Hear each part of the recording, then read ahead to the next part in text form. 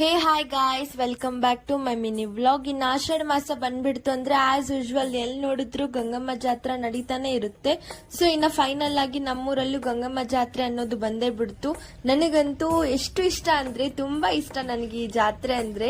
ಇನ್ನು ಚೆನ್ನಾಗಿ ನಾವು ರೆಡಿ ಆಗ್ಬಿಟ್ಟು ಇನ್ನು ಫಸ್ಟ್ ದೀಪ ನಮ್ಮೂರಲ್ಲಿ ಅಡಿಯು ಗಂಗಮ್ಮ ಅಂತ ಅಲ್ಲಿಗೆ ಹೋಗ್ಲೇಬೇಕು. ವಿತ್ ಉಪವಾಸ ಹೋಗ್ತೀವಿ ಫಸ್ಟ್ ಗಂಗಮ್ಮಗ್ ಮಾತ್ರ.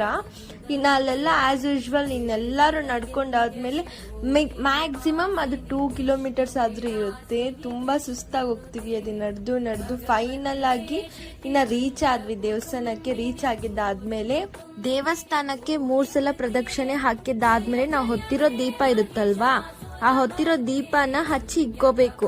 ಹಚ್ಚಿ ಇಟ್ಕೊಂಡಿದ್ದಾದ್ಮೇಲೆ ಮಹಾಮಂಗಳಾರತಿ ಅನ್ನೋದು ನಡೆಯುತ್ತೆ. ಮಹಾಮಂಗಳಾರತಿ ನಡೆದಾದ್ಮೇಲೆ ಅಲ್ಲಿ ಅಮ್ಮವಾರಿಗೆ ಬಲಿ ಅನ್ನೋದು ಕೊಡ್ತಾರೆ. ಬಲಿ ಎಲ್ಲ ಕೊಟ್ಟಿದ್ದಾದ್ಮೇಲೆ ಮಹಾಮಂಗಳಾರತಿ ಎಲ್ಲ ಈಸ್ಕೊಂಡ್ಬಿಟ್ಟು ನಾವು ಹೊತ್ತಿರೋ ದೀಪನ ದೇವ್ರಿಗೆ ಎತ್ಕೊಂಡು ನಮಸ್ಕಾರ ಮಾಡ್ಕೊಂಡಿದ್ದಾದ್ಮೇಲೆ ನಾವು ಹೊತ್ತಿರೋ ದೀಪ ಇರುತ್ತಲ್ವಾ, ಆ ಹೊತ್ತಿರೋ ದೀಪನ ದೇವ್ರಿಗೆ ಬೆಳೆಸ್ಬಿಟ್ರೆ ಅಷ್ಟೇ, ಅಲ್ಲಿಗೆ ಫಸ್ಟ್ನೇ ದೀಪ ಕಂಪ್ಲೀಟ್.